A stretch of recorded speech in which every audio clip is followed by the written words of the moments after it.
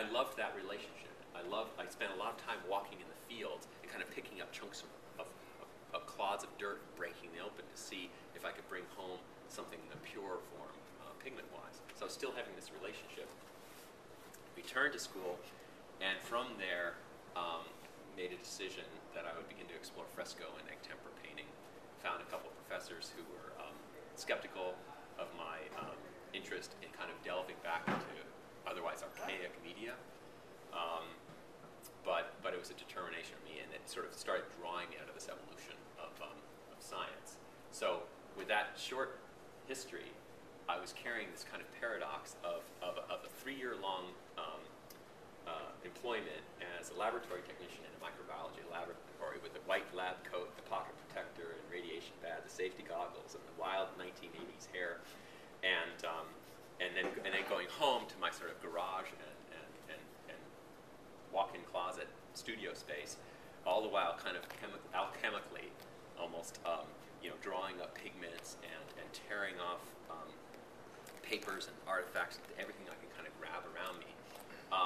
The spirit of collecting from a science perspective became kind of mutated into the attitude of artists I was studying, like Robert Rauschenberg or Kurt Schwitters, assemblage artists who were drawing physical elements from their surroundings, not just as a form of a palette or color or texture, but things that still retained a certain identity of a sort of past life, something that had a resonance in a way, maybe something historic. Obviously, Schwitters is using tickets and ticket stubs and maybe currency and torn pages with letters and sort of these fragments that allude to or make suggestion of language, of an event, of something past, etc. So it had that kind of push and pull nostalgic piece as well as compositional.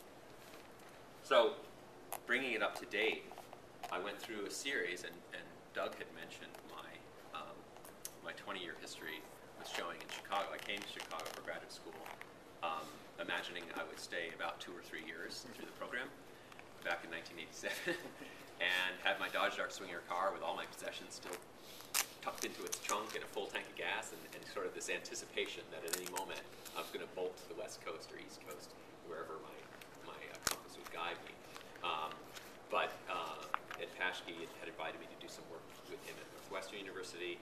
I was exhibiting in a gallery at the time, and the things I guess an artist would normally want to aspire to were beginning to unfold.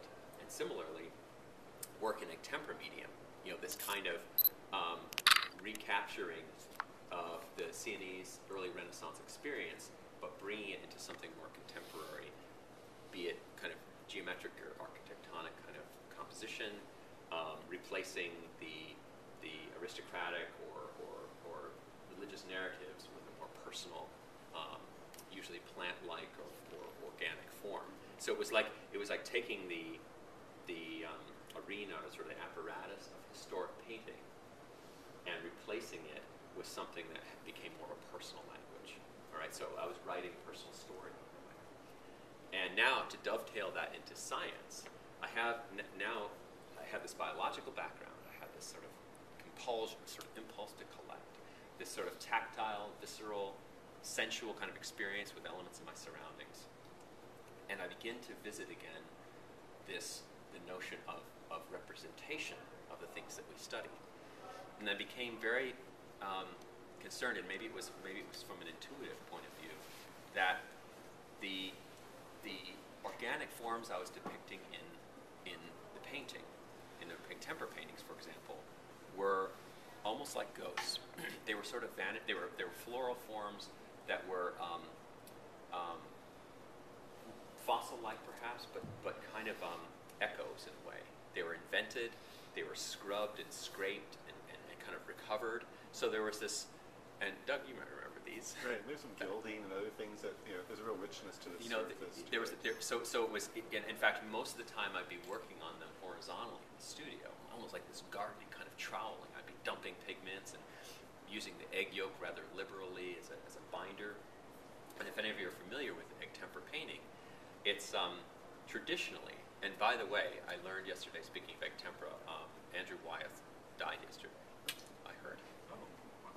like on the news, some piece. And it was very interesting as I was thinking about coming to talk a little bit about my past and what I'm doing, because he's someone who in contemporary or 20th century art brought this otherwise historic medium.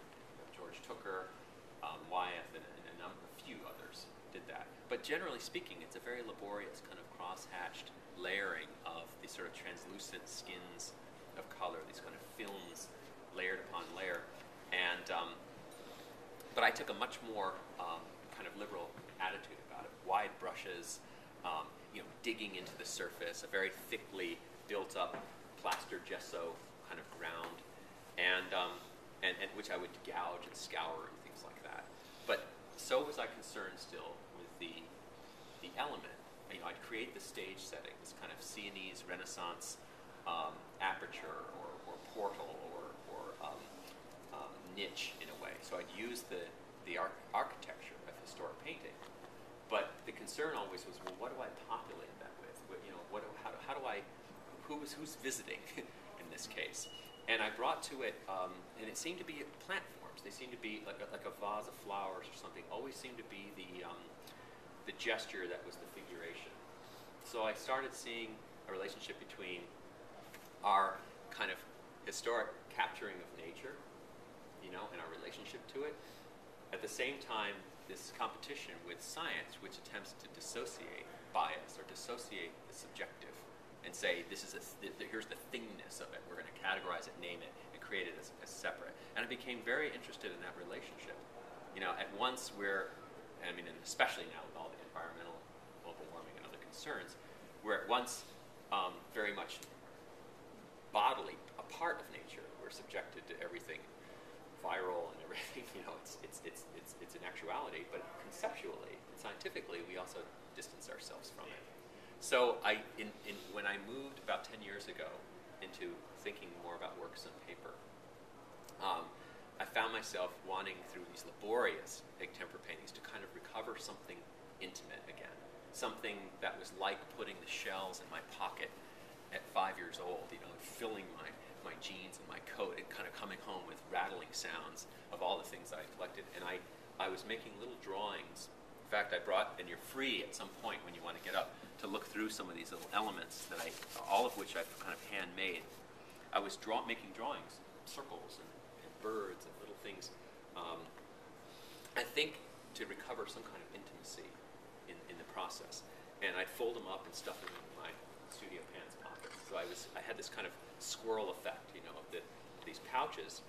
And when it came time to kind of, I guess it was an art fair, or there was some impetus to discover what it was that was new in my process, I was sort of emptying my pockets, and I was almost collaging again.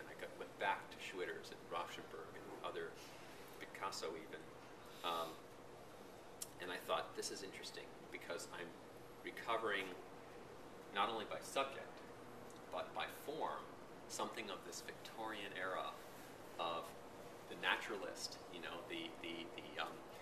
Darwin's voyage, and the sort of exotic aspect of the natural world and the record of it. And then I looked around my house and I realized, oh my God, I'm collecting stones and I'm putting them in tiny frames and I'm organizing them by species and I think here it's starting to happen. So they were dovetailing in a way. Something that I should mention by technique about these artworks is that in egg tempera, all of the painting media generally is defined by the binding element. Pigments are pretty much universal. So oil paint has a linseed oil vehicle in it, and binder. Watercolor has a water-soluble gum arabic binder, which is a sap from an acacia tree, so it's a natural element, but water-soluble, and that becomes almost like the varnish or the binder of it. In egg tempera, it's egg yolk, or if you're working on vellum or parchment, it could be an egg white, like the medieval manuscripts would use an egg white binder. So you have all these different binders. The attitude of the egg tempera paintings I was making was this kind of mixture of the raw mineral pigments, and if I were to do a workshop, there was this sort of spectacular moment where I would crack an egg open and separate, as if I were cooking, the egg white from it, and then literally roll the yolk sack